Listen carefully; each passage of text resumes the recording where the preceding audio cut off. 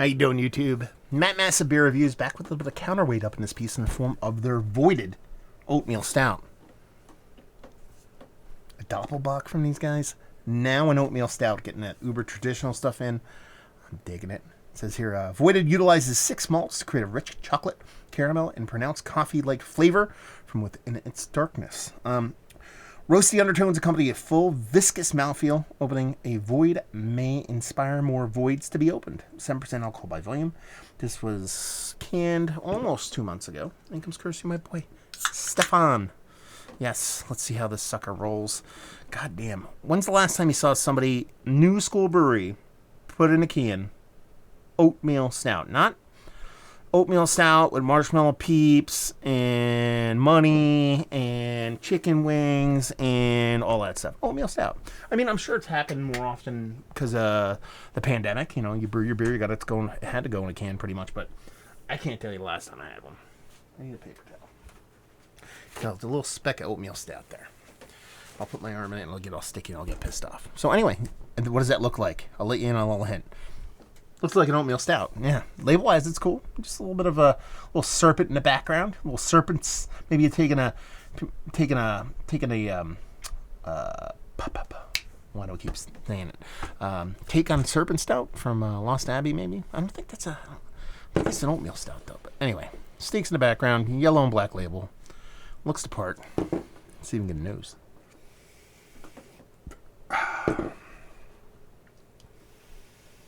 I mean, that smells delicious because what does it smell like? It smells like semi-sweet and a little bit of kind of milk chocolate.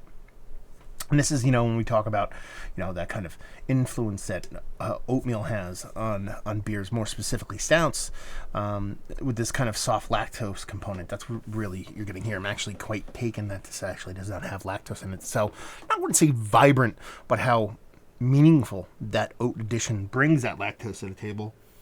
It just accentuates those chocolate notes. It comes off as like a little bit of a heavy dosed version of like a chocolate syrup, or I should say chocolate milk. But think about it in the opposite respect. Like you had a huge tub of Hershey's chocolate syrup and you added some milk to it, as opposed to adding some Hershey's chocolate to some chocolate milk.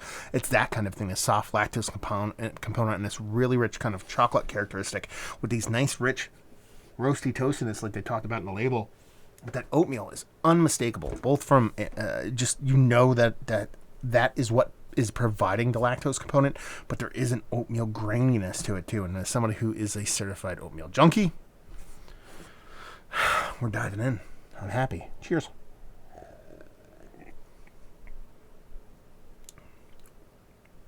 That's like Merriam-Webster Dictionary, BJCP. Oatmeal Stout, and I say that with the utmost reverence and the utmost deliciousness. A lot of people would view that as like not a slight, but just be like, it's an Oatmeal Stout. No, it's just hitting all the marks of what I'd expect from an Oatmeal Stout. First and foremost, you cannot have an Oatmeal Stout with a thin mouthfeel. This isn't going to be thick compared to today's adjunct-laden, lactose-laden, crazy stouts, but it's dense and thick for a core 4 beer.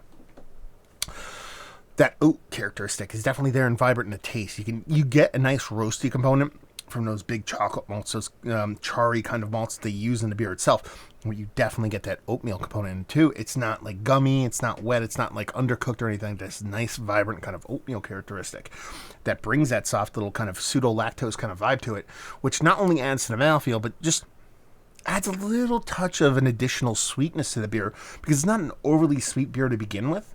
Like, with the amount of roast that you're getting from it and how dark these chocolate malts and these roasted malts are that they use in this beer, it's not a huge sweet beer. And that little bump, there's that little tiny touch of added sweetness from that oatmeal, acting, I should say, as that pseudo lactose, kind of makes everything worth it here. And just the balance between the bittering and sweet and the mouthfeel and the drinkability. It has the heftiness and feels like you're drinking a 7% beer, but doesn't come off as 7%. This is very, very, very good beer. Like, really good. Like, I was hoping this was going to be good. And I drank, I'll probably put this up at the same time I drank their Doppelbock, and I really did enjoy that. This is world class. So this is absolutely fantastic beer. And I'm gonna sit here and gonna tell you the truth. It's like Counterweight. I like what they do, but there's a fair share of misses for me when it comes to their beers, more specifically on the hazy side of things, especially the high ABV hazies. But man, to never have these kind of traditional like beers from these guys and have that Doppelbock and then to have this, oatmeal stout, I'm a very, very happy camper right now. This is absolutely fantastic beer. And let's cut to the chase. Is it one of the better oatmeal stouts I've had of late? It is Mount Rushmore status. It's probably first face on the mountain. Part and parcel of that is because I haven't had a ton of oatmeal stouts, but even when we expand that timeline to past year or two, it is absolutely delicious and a pleasure to drink, and I love it. I think it's fantastic. One of the better darker beers. Core 4, some people might argue oatmeal, Core 4, whatever.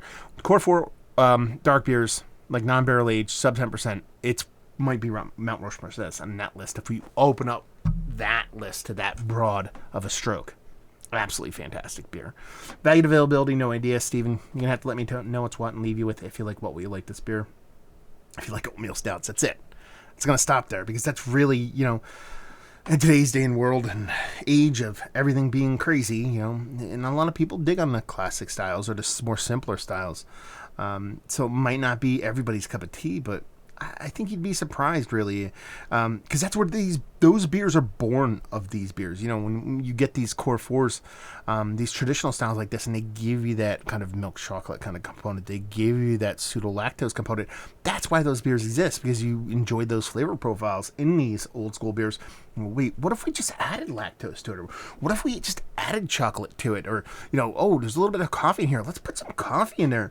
And that's where all these kind of adjunct-laden, kind of huge, even pastry-level beers come from nowadays because of those hints of what was delivered from that Core 4 component. So when you get that level of richness and dessertiness to a certain extent from a Core 4 beer, you just have to be super happy because it's all coming from malts and grains and water and hops and yeast.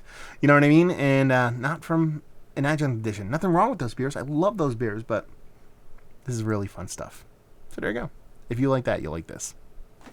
Down there if you want to talk about it. Massive Beers. If you want to check me out doing the social media stuff, Beer Massif. If you want to check me out doing the whole podcasting thing. Hopefully you guys enjoyed the review. Hopefully you're enjoying a little bit of oatmeal stout yourself. Hopefully see you next time. Cheers.